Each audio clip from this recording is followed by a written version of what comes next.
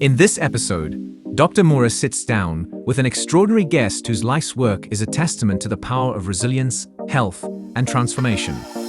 Meet Lydia Altini, a medical doctor and a pioneer in the field of lifestyle medicine. Have been probably practicing lifestyle medicine for the last 20 years. I just never really considered nutrition as being very important. And then it was actually my mother who struggled with breast cancer. From her roots in a vibrant Italian family in Johannesburg to her serene life in Dunsborough, Western Australia, Lydia's path has been anything but ordinary. She shares how her Mediterranean-like upbringing laid the foundation for her understanding of food as medicine, a concept she didn't fully appreciate until much later.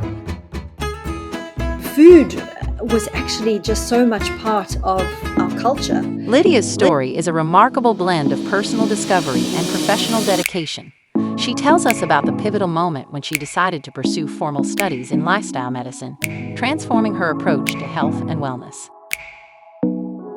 I completely changed my diet to a predominantly whole food, plant-based diet. And from going from stage 4, which as you know is just the most widespread type, there wasn't a trace of endometriosis left in 1 year. Join us as Lydia discusses the critical importance of lifestyle changes, not just for managing chronic diseases, but for preventing them. She touches on her efforts in promoting health education, her advocacy for sustainable eating practices, and her dream of integrating culinary medicine into mainstream healthcare. And so, yeah, I'd love to, if there was one thing, I would love to see culinary medicine popping up in more places around the world. So the why whole food, plant-based diets over other dietary approaches that are out there? Okay, well, I think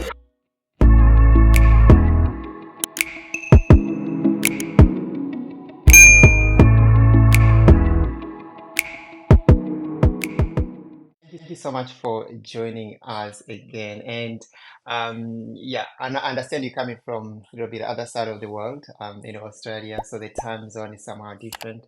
But I really appreciate taking this time to speak to us. I just want to start with please introduce yourself and who are you and why do you do what you do? well, it's a real pleasure to be here. Thank you so much for inviting me. I'm really honored that you considered, wanting to speak to me. So who am I? I'm a medical doctor.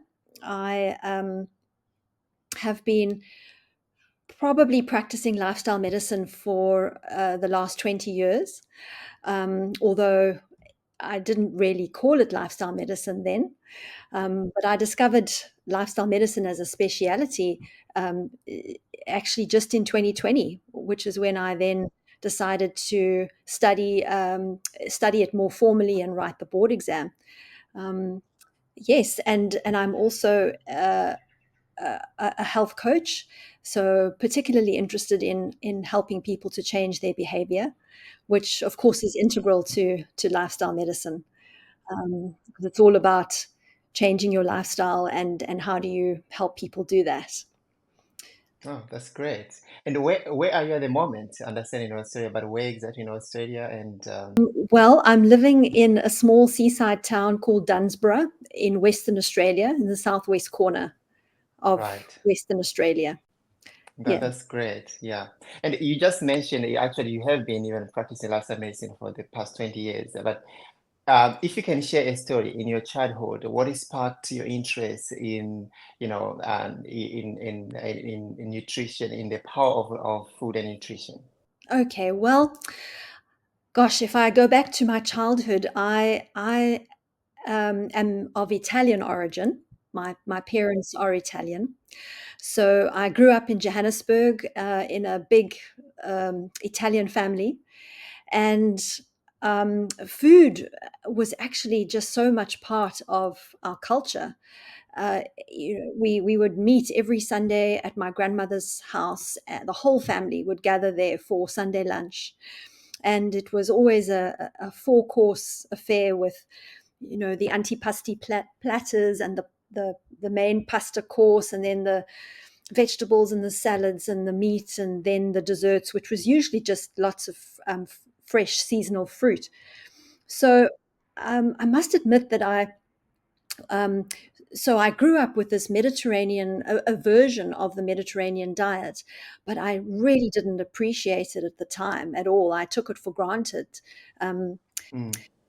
and I thought that was just how everybody was eating. So I'm very fortunate to have had that upbringing. Right. Of course, I also grew up in the 70s and 80s. So yes, fast food was coming in, but it wasn't as ubiquitous as it is now. Mm. And I do remember not being allowed to buy food from the tuck shop at school. I always used to have to take my own packed lunch, which was, Yeah. in retrospect, I was quite lucky. It But was I do unhealthy remember, even then. Mm. yeah, I do remember being quite jealous of my friends who got to buy food from the tuck shop. And when I think back now to what it was just hot dogs and Coke. That's what Mm. the kids were eating. Mm. So Mm.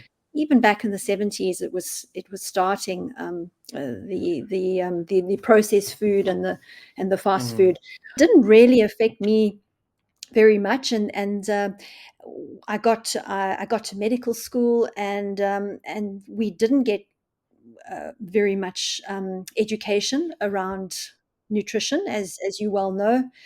It was mostly focused on malnutrition and vitamin and mineral Yeah. deficiencies, but Yeah. otherwise we were focusing on drugs and procedures, and Yeah. that was what was in our toolbox for managing chronic disease. Mm. Um, Mm. Mm. so yeah, I just never really considered nutrition as being very important.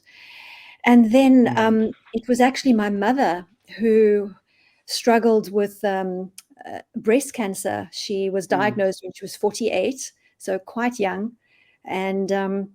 she was the person that I can really thank for starting to open my eyes to food as Mm. Mm. medicine. Mm. But even then, I was resistant. I remember being quite sort of mocking at her green juices that she used to make for herself in the morning, Mm. Mm. and I really didn't think that um, her interest in nutrition was going to get her very far. Um, Mm. Mm. and sadly, I wish I knew now what I wish I knew then what I know now. I Yeah. really do, because Yeah. I would have Yeah. been so much more supportive of her. Of course. Um, Yeah. Mm. but she sadly passed away at the age of 54. And Mm. it was Sure. probably about 5 or 6 years later that I then started having my own health issues with endometriosis. And I Mm. just got married, and my husband and I were wanting to start a family. And I Mm. realized that the only medicines that I knew about were not going to be very supportive of me falling pregnant. They were going to Mm. simply, suppress the symptoms, but not get to the root cause. Yeah. Yeah. And so I started digging up all of her books that I'd inherited from her, and came across. Mm. I remember the first one that I ever read about nutrition was Patrick Holford's The Optimum Nutrition Bible, and that would have Mm. been around about 2001 or 2002. Mm. Mm. And yeah, that was the first book, and that led on to many, many others. And eventually I decided, well, I was going to give it a try, and I completely changed my diet to Yeah. a predominantly whole food, plant-based diet. I gave up Mm. animal products, went low Mm. fat, and did that very strictly for about a year. And luckily, my husband was also very supportive of me, Supportive. so that Yeah. that helps. We Mm. did it together. Mm. Mm. And a year later, well, I found over the year that my symptoms got better, um, Mm. and I lost a bit of weight. Mm. Um, and a year later, I went back for a repeat laparoscopy to see what was happening with the endometriosis. And from going from stage 4, which, as you know, is just the most Yeah. widespread um, Mm. Mm. type, there wasn't a trace of endometriosis left Wow. Wow. in 1 year. Now, I've never really told or spoken much about my story because of course it's just an anecdote and it was just me, and Yeah. I didn't really know if there was much evidence. But Mm. I've since come Enough. across actually quite a lot of Yeah. good A evidence, lot. Yeah. Yeah. yeah, Yeah. that Yeah. suggests that whole food plant-based diet is the best sort of diet Mm. for Mm. Mm. conditions like endometriosis. Yeah. And of course, we understand now that it's an estrogen dependent condition, that it's inflammatory, Yeah. and so low fat, high fiber diets are going to Yeah. Just help always. Yeah. with the Yeah. Yeah. Yeah. estrogen Mm. balance Mm. and the Mm. microbiome, and so we really understand so much more now, which is so exciting. Yeah, so Yeah. that really is how I came to it, Wow. and that was 20 years ago, and I haven't looked back. Yeah. Oh, thank you so much, Lydia, and really commend you for sharing that intimate story. And also sorry for, your mom having to go through all this, and also your case also. And yeah, it actually gives hope for people hearing the stories like this. And I just actually, yeah, like what happened with the endometriosis in the community, in the way we were trained as a doctors. Mm, It was even today. I mean, it was then where when your endometriosis just somehow disappeared, you were not sure if this is really something that is it real or not. I was listening to, I think, uh, Bernard talking about actually more or less a similar story, and a woman who was actually ready to get a hysterectomy because of mhm, endometriosis, and then it just changed it to whole food plant-based diet. And when they came, like you did, to check again, she was literally going on table, and they checked mm, her, so actually it's gone. She actually went apparently in an operating theater, but as they go in, they couldn't find any endometriosis, and they said just they have to wake up the patient. And let alone, even today, this wasn't, it's a recent story. The doctors, mhm. they still cannot connect the two. It's like, no, it had to be a miracle or some sort, but Yes, it is the miracle of food. And really, exactly. thank you so much for that.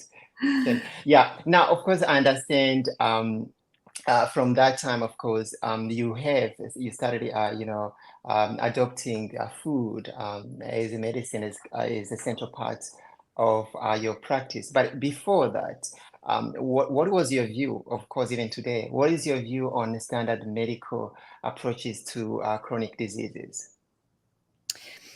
Well, I'm so pleased that finally lifestyle medicine is getting um, the airtime that it deserves. It is a Yeah. growing movement, and it's wonderful to see because we Mm, desperately need mm, it. There's no doubt. yeah. Um, Mm, if you just think of the obesity epidemic globally mm, and in South Africa as well, with obesity rates having tripled in yeah. um, the last 30, 40 years, and only Mm, set to increase even further. mm, Um, mm, there's just no way that our health system is going to be able to cope.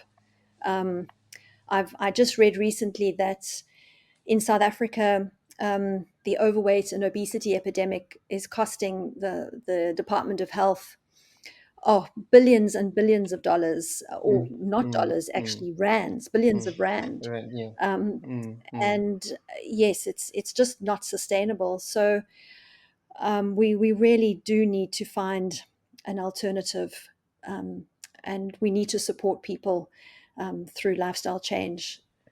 Yeah. Definitely, and I think we were really done a disservice at medical school because I mean the power of food as a medicine never was really focused on. I was actually also reading studies talking about overweight and obesity, hypertension as in South Africa. It would take just one person for with a treatment to go into the hospital.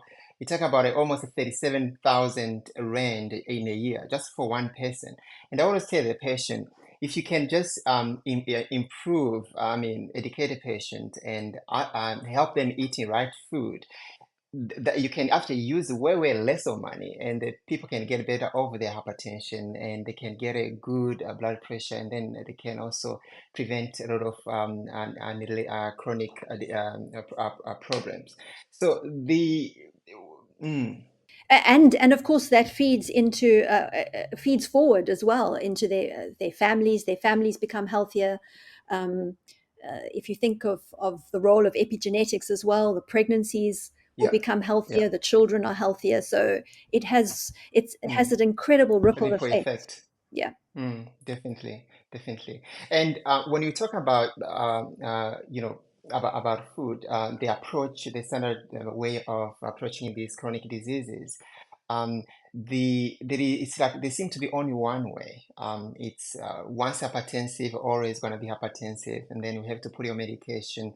And of course, the medication, what the medication is very important. It saves lives in certain instances. I mean, if your blood pressure is 100, 200 over 120, albeit we need to give you something to lower your blood pressure, but on a long run, it of course comes with the side effects, and we're trying to counteract the side effects with the other drugs, and it Yes. never ends. And that's the problem, and that actually we have. I wish, of course, this interest in lifestyle medicine can be something that can be introduced into schools, especially with the young doctors. They study to get this Mm, knowledge. But I'm hopeful. me too. I'm very hopeful. That's yeah. So on your view, Lydia, on your view of talking about, of course, food, what is the biggest myth that you find about diet and nutrition that prevents a lot of people from reaching their health goals? Yes, that's such a good question, Ernest. I find that there may not be a single myth, but it's the confusion in general that I think is generated. Um, and I don't mean to sound like a conspiracy theorist, but it really doesn't serve the food industry um, to have everybody eating a healthy diet. I feel like Yeah. they Mm, um, that this confusion actually, is in their best interests, if yeah. because nobody knows what to do or where to turn. And Mm, yes, I find a lot of my patients, they tell me, oh, I've done a lot of research, I've researched this diet and that diet. But then when you yeah. start to dig deeper and ask them, well, where did you do your research? And then Yeah. it turns out that they actually just are listening to some influencers on YouTube or TikTok, or they have read a bestseller, a book Mm, that has been written by a so-called expert. And um, and so that so is their research. And I'm not mm, saying that social media is always bad. Of course not. I mean, we that get some really great people doing good work with YouTube videos and on Instagram, but it's so difficult to know when you are a lay person, who to listen to, and who's telling the truth and who isn't. It's very, very yeah, yeah, confusing. yeah, definitely. I find myself, in the past, I have been led astray Mm, by someone who calls themselves an expert, but then yeah. when you go back, when you sort of dig deep, then you realize, oh, hang on, that's not quite right. It's Mm, very, very difficult. So what I try to do is to encourage people to, well, firstly, what I do is I always go back to the original research, and yeah, yeah. I'm just so grateful that I do have a research background. So Yes, I because not of course not all research is of good quality. So one definitely. also has to be able to look at that critically. Mm, Um, mm, and for any health professionals who may be listening, the South African Lifestyle Medicine Association is just starting a journal club, in fact, which Salma. is being run by a public health specialist, one of our members, Dr. Mamela. Mm, mm, And yes, so this is going to be really great for our members, so that we can start to understand how to look at research more mm, critically. But anyway, but mm, when it goes back to the patient, I try to mm, encourage them to either I provide the fact sheets myself, or I try to encourage them to look at reputable sources of information. Um, but mm, it's a mm, mm. minefield. Yeah.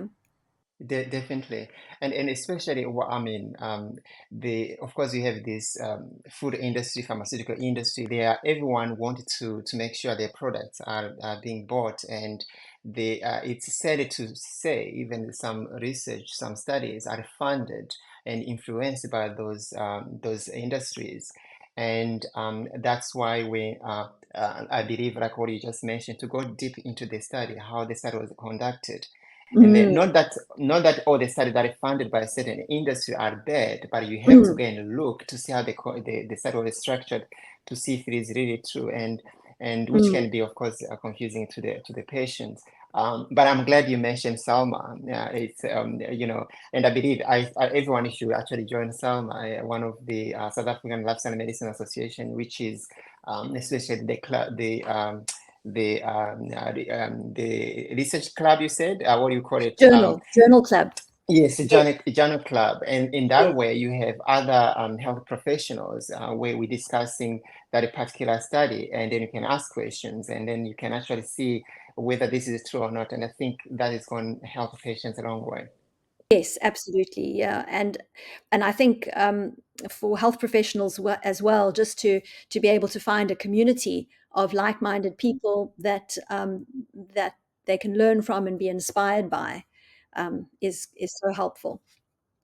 Mm, mm. Definitely, and that's why, Lydia, I think I'm passionate about this and starting interviewing you, the lifestyle medicine doctors in South Africa, so that patient can actually and other doctor can actually see actually there is another way of treating patients, and if you can actually go that route, you can really help patients not to chronically manage them, and it can make a difference in their lives as well. Mhm. Yeah, Absolutely. Lydia, if I may go back a little bit, I know it's actually very not a good experience of your mom. Of course, you did say that your mom had started trying after the diagnosis. She tried to start changing her diet, Mm. and so do you think a little bit of that she did help, or what was the view on the whole experience just after diagnosis to until she passed away? What was my view or Do you think was she able to use? Of course, she was changing her lifestyle. Was it because it was too late? Having been too late, was there beneficial for the time that she used the lifestyle change in incorporating in yes. her diet? So s- uh, so she and unfortunately at the time that she was making those changes, she already had metastatic breast Yeah, it was cancer. too late. So it was probably too late. And Mm. she'd been on 15 months of chemotherapy, and then she decided Yeah. the chemo wasn't working anymore, and she decided to stop Mm. treatment. Right. And certainly, changing her diet helped her recover from the Yeah. chemotherapy. From It chemo. really, Yeah. really Yeah. supported her Mm. during that time. Mm. But I think that with metastatic breast cancer, it was just too far. It had Mm. spread too Mm. widely. Mm. Yeah. Of course. Yeah. And But of research. Sorry, mm. Ernest, but just to That's all right. interrupt there to say that Mm. recently I Mm. see that there is research supporting a whole food plant-based diet, helping to support women who do have metastatic breast cancer. It helps to improve their quality of life. Mm. I Mm. saw that just recently came out this year. Mm. So Mm. and that's what I saw then with my mother, that it Mm. definitely helped her recover from the chemo and improved her quality of life. Yeah, and also just important to note when we think of these lifestyle related diseases and like cancer, hypertension, often it is not a disease that just happen. Of course, often with for the cancer, for example, can just be there for 10, 20, even 30 years. And then you get it diagnosed. That's where they actually, oh, you have cancer, but it's not something that just happened. And when we Mm, change our lifestyle, not only when you are sick, even when you are still healthier, mm, we kind mm. of actually we preventing all these things are really surfacing. And I Yes, think there is really good evidence at any given stage, like you just mentioned, mm, any given stage of a disease, there is a power of lifestyle medicine or the food as a medicine that can actually help mitigate a lot of problems. Yes, Yeah. and that's the approach that I've taken myself, knowing that I have a family history. I have done. Particularly when I realized how powerful food was, the right kind of food was for my health, then I realized that I really needed to start taking my health and my lifestyle more seriously, which I have done since I was in my 30s. And Yes. That's in good. all aspects, making sure that I get enough sleep, and I've been making sure that I exercise and managing my stress. Of So course. yeah, it all plays a role. Mm. Yeah. Now, Lydia, when you talk about diet change, you find, of course, with diverse, cultural backgrounds, you find that how can you introduce this lifestyle change, eating healthier, respecting their background and their cultures? How did you? Mm, Well, I have a great love of food, and I'm very interested in different foods from different cultures, um, and I found it quite interesting to see that traditional diets all over the world, um, there's a strong basis of whole food and plant-based ingredients in yeah, them. abundance. Traditional foods have always had that strong base. Um, and the if you just look at the blue zones as well, around the world, whole food plant-based diets have been fundamental Yeah, those areas, and probably is why they have had such longevity. definitely.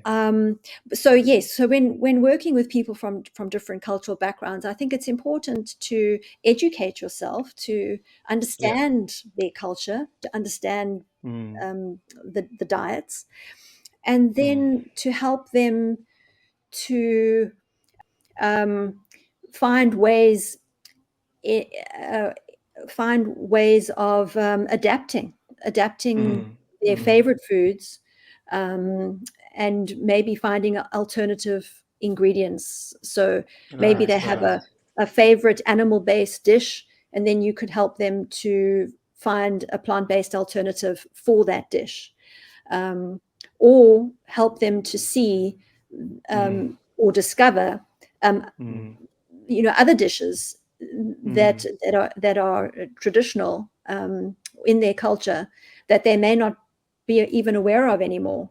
If they just Yeah, go back to definitely. their roots, they may find a lot of plant-based dishes. Yeah, and also importantly, it's amazing how quickly people started feeling better. I always tell them, just try it for 3 or 10 days. If you don't like it, maybe don't. But invariably, they're going to like it, and they're going to feel way better than they have ever felt in a while. Yes, people can feel better so quickly.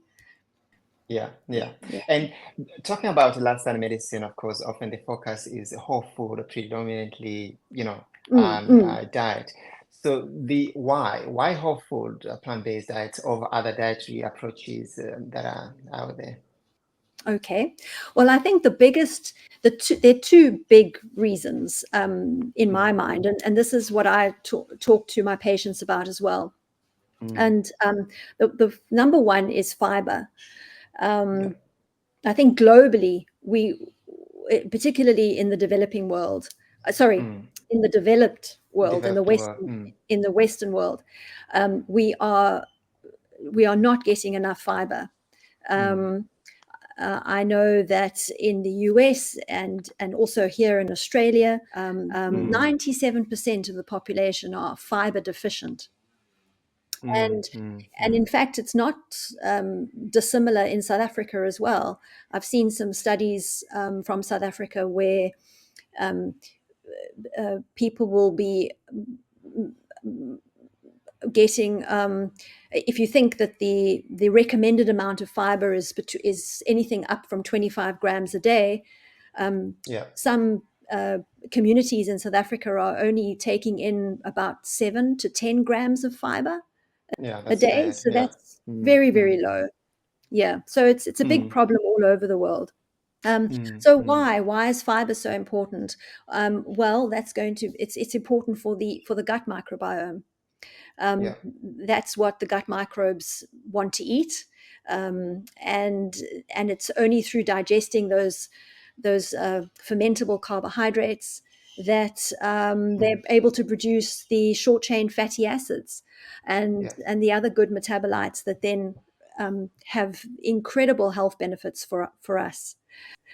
Mm, mm. And then the second uh, important aspect of a whole food plant-based diet is, of course, the polyphenols, the Mm. phytochemicals, Chemicals. Yeah. the colorful pigments Colorful. in the With the fruits and plants. vegetables, and Mm, they also are actually act as prebiotics or food for mm, the gut microbiota. They also mm, digest the phytonutrients and activate mm, them and transform them into useful metabolites for our health. mm. They have incredible anti-inflammatory, antioxidant potential. So that's how I explain it to my patients. I bring in the Mm, gut microbiome because I find that people are really intrigued by yeah. understanding the gut. Gut health is very topical at the Yeah. moment. Mm, mm, Everyone's talking about it, and for good reason. You know, yeah. yeah, and it appeals Yeah. to people. They really like to learn about the gut. Mm. Definitely. And it's very sad. I remember, even in my medical school, when talking about fiber, we only talk about the lavage, something Yes, just to help for the bowel movement. But yes, now it has opened up to great stuff, and like what you just mentioned, the whole microbiome, and mm, not only that. I mean, for losing weight, for obesity and other things, is yes, it's going to help. Getting trapping some calories going down, and the person not getting everything absorbed in the small intestine. So it is a key, really, in the last yes, in yes. whole food plant-based diet. Yeah. Oh, and the other Yeah. important thing, of course, back to the gut microbes, is that when Mm, they are producing these short chain fatty acids, yeah. uh, um, as a result of a whole food plant based diet, they Mm, these short chain fatty acids are affecting the appetite hormones like leptin and yes. ghrelin and GLP-1, which is Mm, what our mm, weight loss drugs are all yeah. about. So we If you can want to we can actually target activate our very own GLP-1, and we don't necessarily naturally. have to go for weight loss drugs. Yeah. Yeah. Now, one thing on we talk about the whole food plant-based, and in fact, actually, I have a group of diabetic patients that I'm helping to really get, manage appropriately, even possibly reverse their diabetes. And the question Yes. is, they keep asking all these questions. They come to the point where they think like, then what am I going to eat? Because they're used to this hyperpalatable, hyperstimulant food. And then you say, these are not good for you. Now it's like, then what are we going to do? So how do you assist your patients who are struggling, who are faced with this difficult in transition into healthy eating? How do you help them, deal with those challenges? Yes, it is challenging. And it's exactly what you say. These ultra processed foods are designed Mm, to make us want to eat more and more and not more of stop. them, yeah. They are highly palatable, high sugar, high fat, lots of Mm, mm, additives. mm, Um, yes, so it's very challenging for people. Um, and then, of course, there's all the emotional triggers as well true, that true. surface, um, and the cravings. Mm, Yes, mm, so people do struggle. Um, I I try to help people to well, first of all, you need to meet them where they are as well. So if someone mm. is not quite ready to make the changes, then all you can really do is to support them Support them. and to Mm, be there when they are ready, to provide the mm, information, but mm. to realize that they've got to want to do it and take the first Yeah, steps. yeah. But once they are ready, then helping them to be more aware of their emotional triggers, to keep journals. I think that keeping a food diary can be very helpful just for a short while as well, to make people aware, not just to keep a diary of food, but also to correlate that with their mood, what else is going on in their lives, the stresses, how much sleep they got that night, or the previous night, just to really make them aware of the whole picture. That can be very helpful. And then the other important thing I find is to bring in the family. So important to have family and friends supporting you. Very difficult to make a change when your family are, ridiculing you or Yeah, pressurizing sure. you into, Mm, well, this is our culture. We don't eat like that. This is how you're mm. supposed to eat. It's, yeah. So Yeah, yeah. I find that the more I can bring in the entire family and get support for the patient, the better. Definitely. No, that's actually a brilliant answer. I mean, as a family as a whole, then it becomes easier. It's unfortunate that you find it's only one person who want to change. And I may say, men are bad patients. Men, they will be the last, the ones to even needing for help. You find it's a woman who say, hey, let me actually change this, and a man it doesn't want to do it. Especially I'll talk about in South Africa, and there's something in the background of Africans like you cannot be a man if you don't eat meat. You Yes. have to eat, which kind of becomes a major problem. Yes, absolutely. And it's usually the woman who cooks the food as well. So if you are Mm, trying to mm. help a male patient, it's very important that you then bring in the person who's going to be doing the cooking. Aha, that's actually key. Yeah. Mm. Because maybe once it is made, then he's gonna eat it. Yeah. All right. So the one other thing, of course, we talk about this food for our health, but also we need to think of our environment. I think we need to educate our patient on what other steps probably the patient they need to be aware of, so that when they choose a certain dietary approach, to know that it is sustainable for them, but also for the sustainability of our environment. I totally agree with you. And in my mind, honestly, I don't think we have a choice. If we're going Mm, to save this planet, we yeah. need to start looking at sustainable dietary patterns, and the only one there Mm, is a whole food plant based diet. mm, I mm, mm, Animal agriculture, mm. as you probably are aware, accounts for it's the biggest industry. It accounts for the majority of greenhouse gas emissions, Green ocean, yeah. Mm, and mm, causes deforestation. And mm. yeah, Yeah, there's just no definitely. way that we can continue the way This we way. are. Um, Mm, and um, yes, I think that has to be at the forefront of our minds. And we've mm, actually mm, got, mm. sorry to go back to the South African Lifestyle Medicine Association again, but we Yes, have yes. a webinar coming up in the next couple of months exactly on this topic.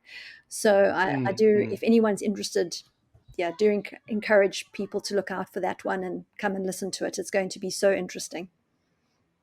Of course. And we're going to just leave the link of the website in our bio, so that people actually can go and join and be able to take advantage of all this opportunity. Now, beyond the nutrition, of course, understand that in lifestyle medicine, we talk about not only nutrition, but the whole person holistically.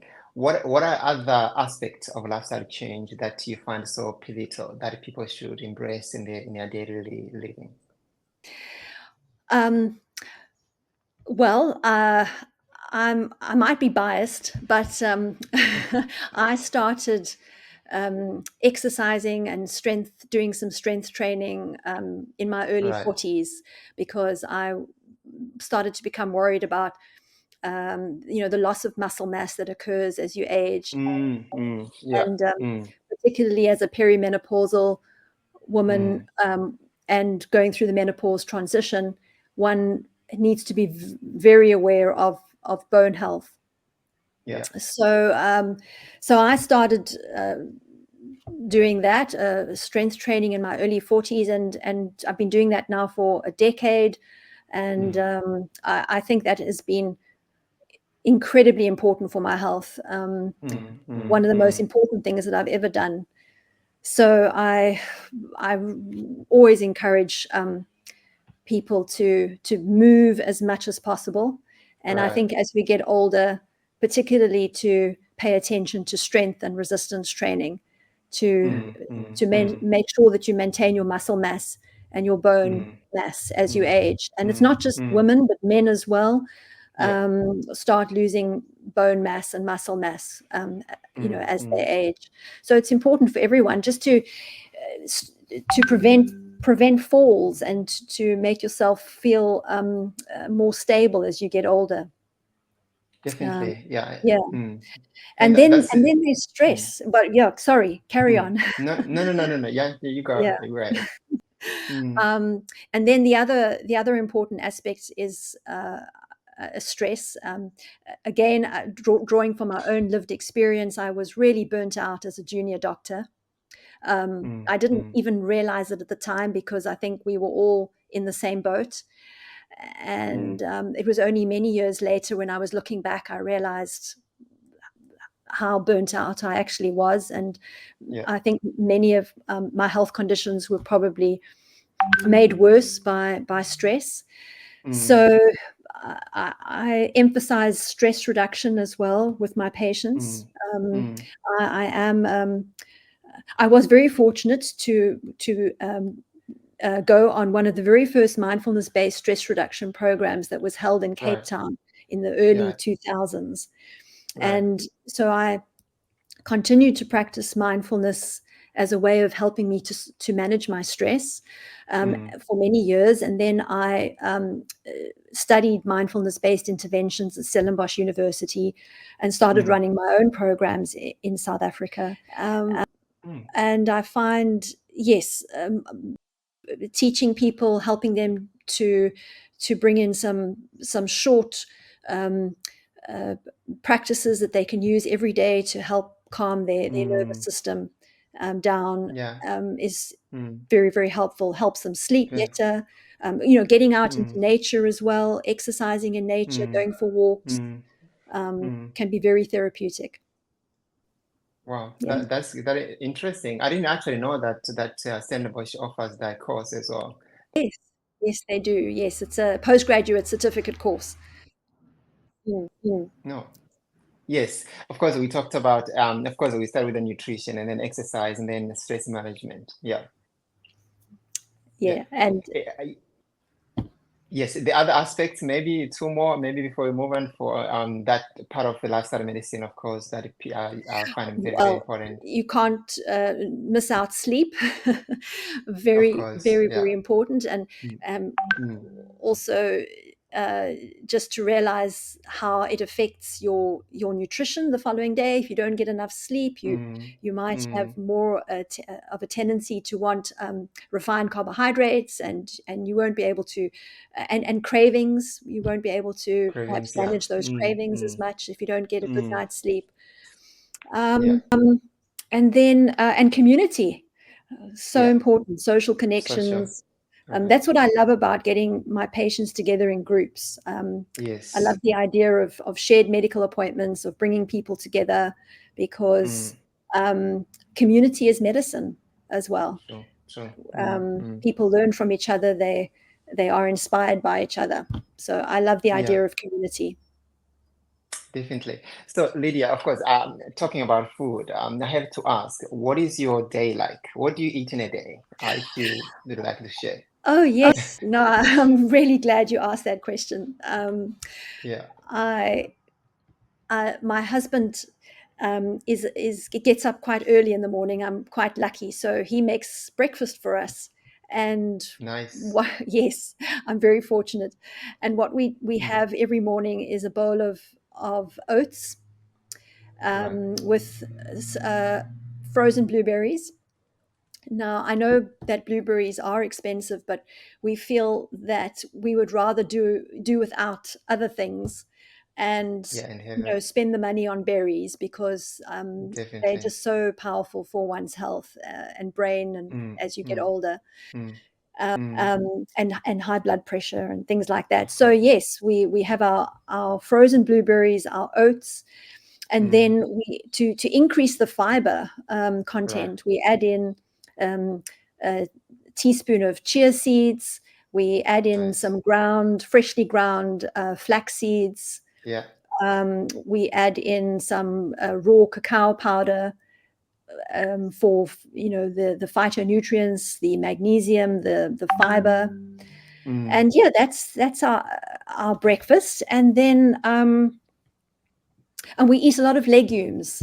I am just fascinated with the health benefits of legumes. mm, I think they mm. are so underappreciated Yeah. as a Mm, food, and they just have incredible properties. So much fiber, mm, so much protein. mm, Um, they are high in calcium and magnesium. mm. Yeah. Yeah, so we eat a lot of legumes either for lunch or for dinner. Mm, mm. That's where we try to get a lot of our protein from, Yeah, whole definitely. grains and legumes. Mm, mm. Yeah. And of Yeah, course, lots of fruit and vegetables, nuts and seeds, definitely. herbs and spices. Definitely. Yeah. And when you do that, of course, and that's what a lot of patients have to open their eyes to. They think we come in the world, even a medical school time, where you need the milk for calcium, you need Yes. meat for protein, you need meat for iron, and the kind of things.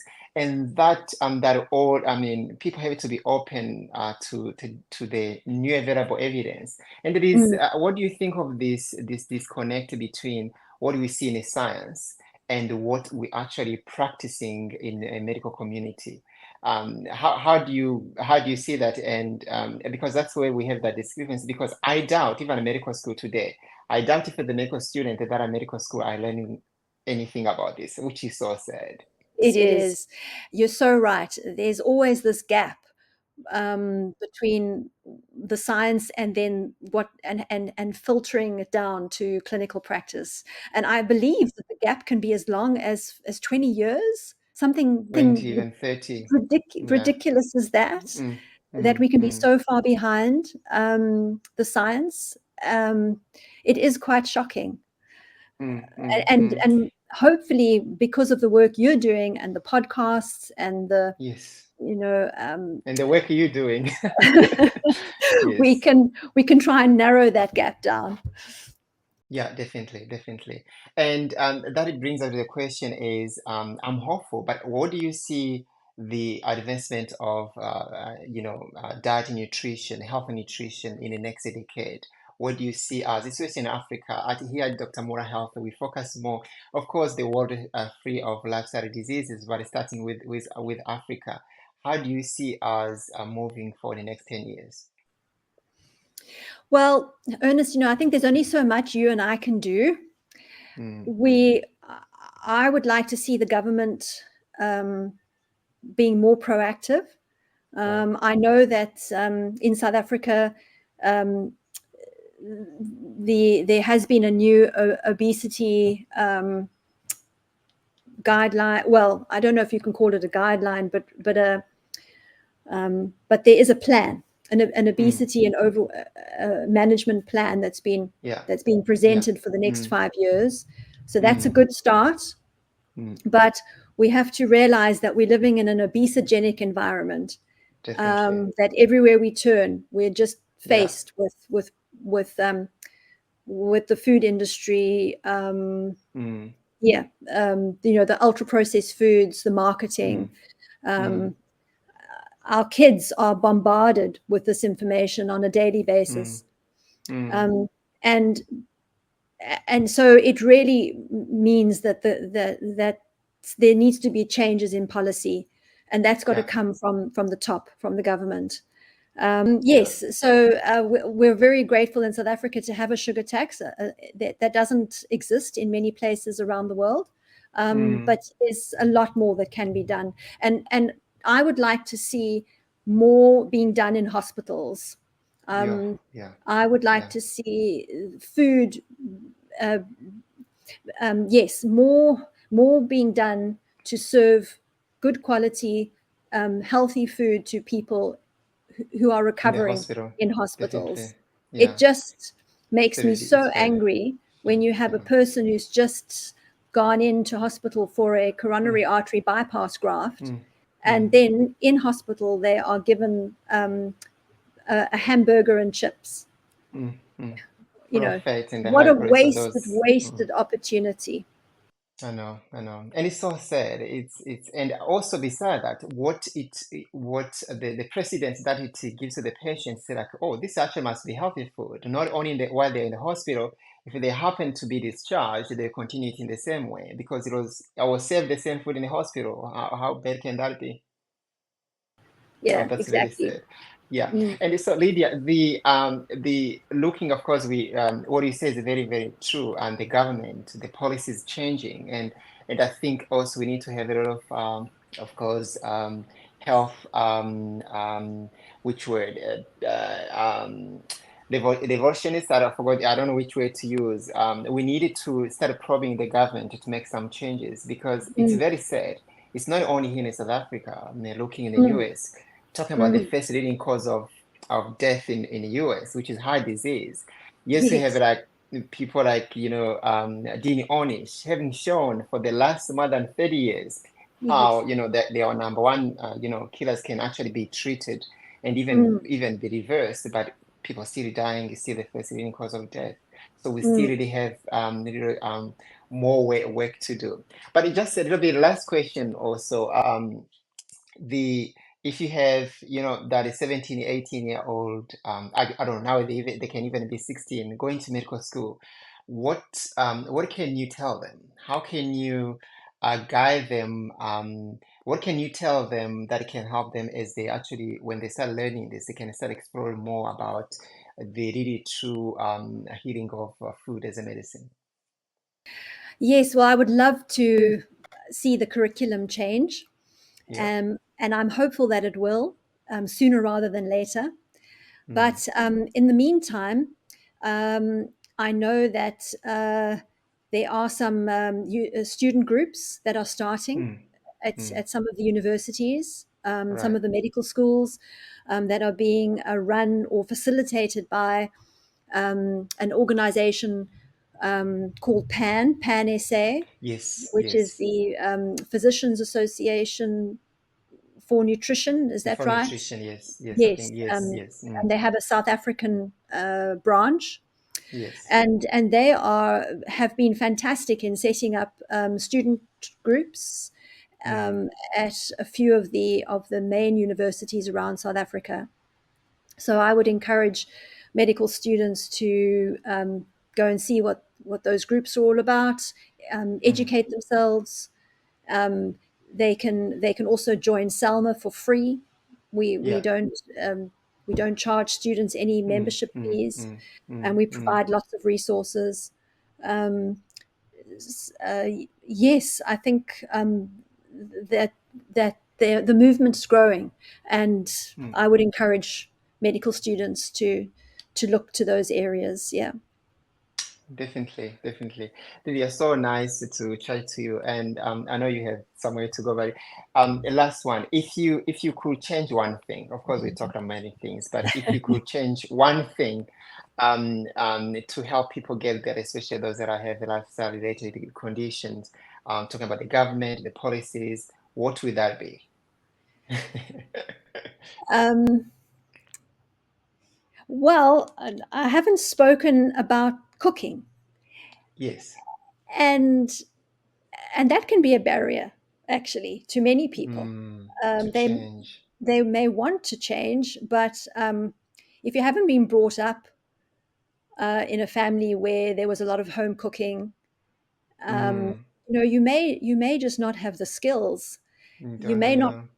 know what to do with a can of Mm, chickpeas, mm, um, and so I actually love the idea of this new growing movement called culinary medicine. Right. where you are bringing the science of nutrition together with the very practical aspects of teaching people how to How to cook. cook. Mm, And mm, what I love about it is that it brings the joy and the social aspects back into food, into mm, cooking. mm, mm, It mm, makes it fun, um, and people can really get some hands-on practical experience. And so, mm, yeah, I'd mm. love to. If there was one thing, I would love to see um, culinary medicine popping up in more places around the world. Um, Yeah, and I think that's something that lifestyle medicine practices can offer their definitely, patients. definitely. Yeah. Yeah. Mhm. Lydia, it was so nice speaking to you, and thank you so much. I don't know if there's anything else you want to say, but really, I learned a lot, and it was so nice to chat about this very, very important topic. And I'm hoping that we're making some strides, bit by bit, but we're going somewhere. I mean, a couple of years ago, we didn't even have lifestyle medicine in South Africa, but we have. But people can Mm. come and learn and do things. So with time, we just need to do what we can, and hopefully the patients, the people that are sick, or their families can appreciate this and start actually testing, putting this food to test, and then they're gonna see how they'll be amazed how quickly they can get better. Yeah, absolutely. Oh, thank you so Yeah, much. It's been such fun talking to you. I've enjoyed it very much. So thanks again for the invitation. thank you. We Yeah. see you soon. We'll talk about Yes, that topic probably next time. absolutely. Yeah, All take care. right. Blessing. Bye for now. Thanks. Bye bye. Bye.